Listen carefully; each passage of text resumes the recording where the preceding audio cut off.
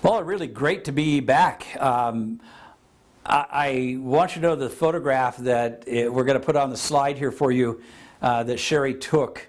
And I think this is about time she started shooting with a Canon. Some of her previous pictures were Konica Minolta and then Nikon. But I'm pretty sure these were the shots with her Canon.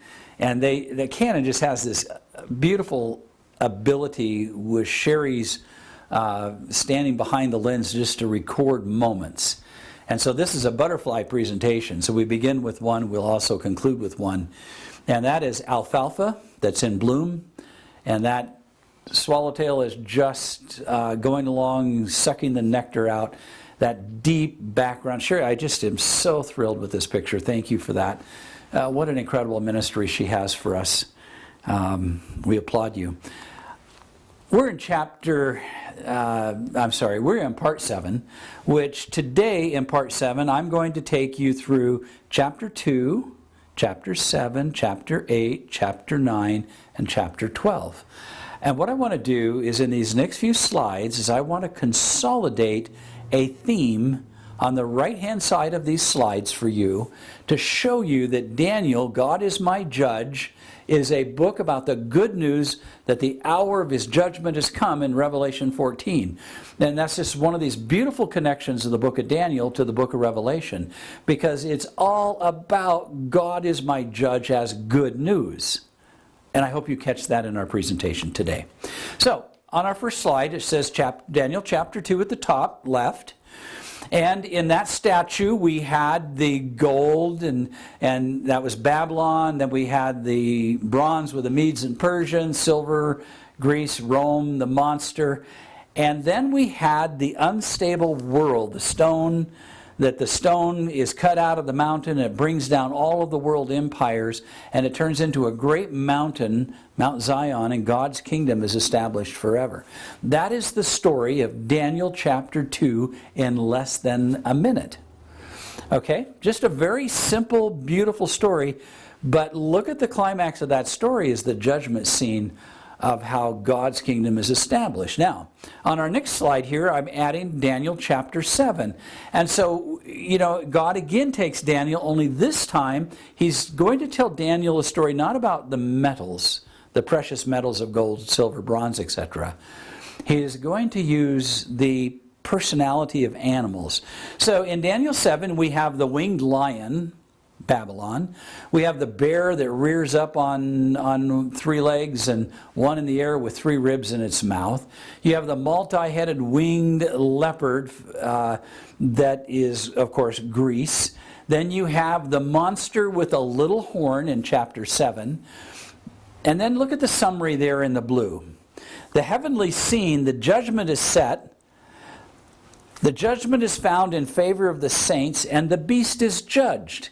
Now, that is the entire chapter 7 just laid out for you, and you get a sense of the empires and their beastly personalities.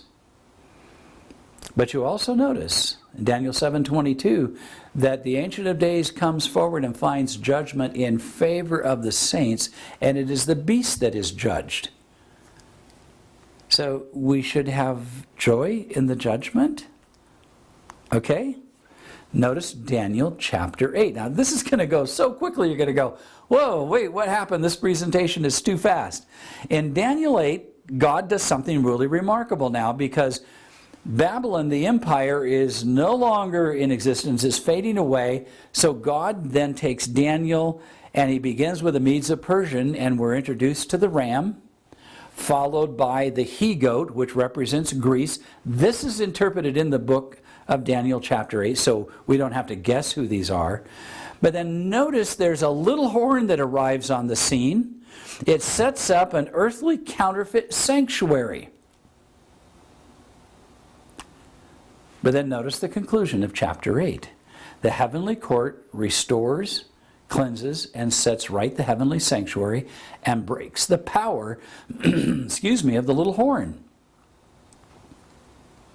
Are you noticing on the right-hand side a theme that is running there in the blue?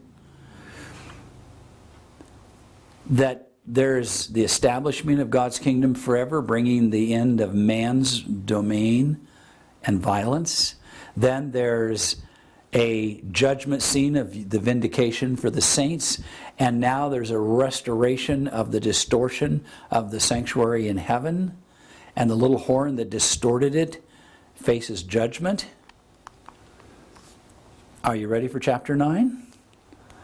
Chapter 9, which we are going to be presenting following this presentation.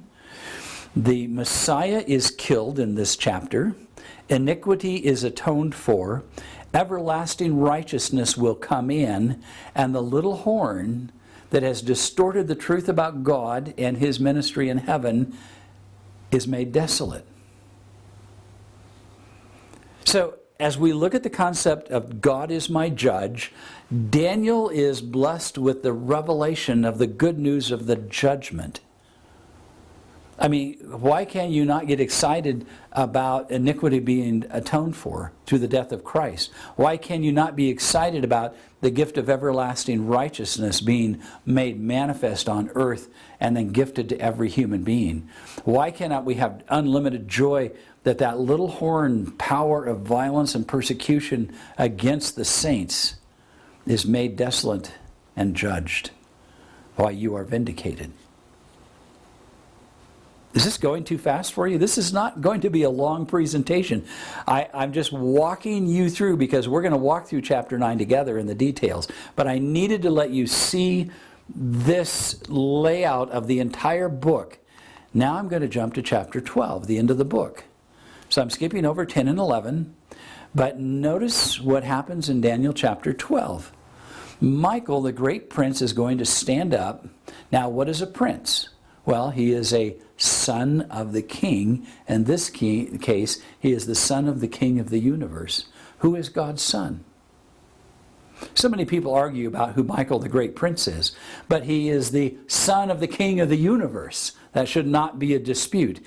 And he has the ability to stand up and deliver God's people, which is Christ's job. It's his work. It's his gift. He has the power of resurrection, and he establishes the eternal kingdom. So the judgment scenes of Daniel, every one of them is good news, good news, good news, all the way down to the end of the book of Daniel. Now, I needed you just to see this slide and let this picture settle in. We get to look at the human empires as they come and go from the scene. Okay? We get to see towards the end religious persecution begins to emerge. Something happens in religion that Daniel just cannot resolve in his mind. He's stunned at what happens to the future of religion from his perspective. But he gets to see God setting it right all the way down to everlasting life. This is the overall theological theme of the book of Daniel. His very name is good news. It means God is my judge. In God I am vindicated, I am redeemed, I am made right, and I am fully restored. Now, what couldn't be more exciting than that as a gospel proclamation in the Old Testament? Now, I know some people's theology is they make judgments scary about the everlasting burning fire of the lake, you know, a little hellfire.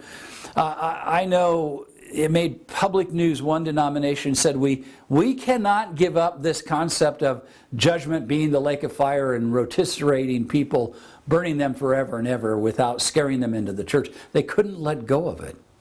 But you see, in the book of Daniel, judgment is about vindication.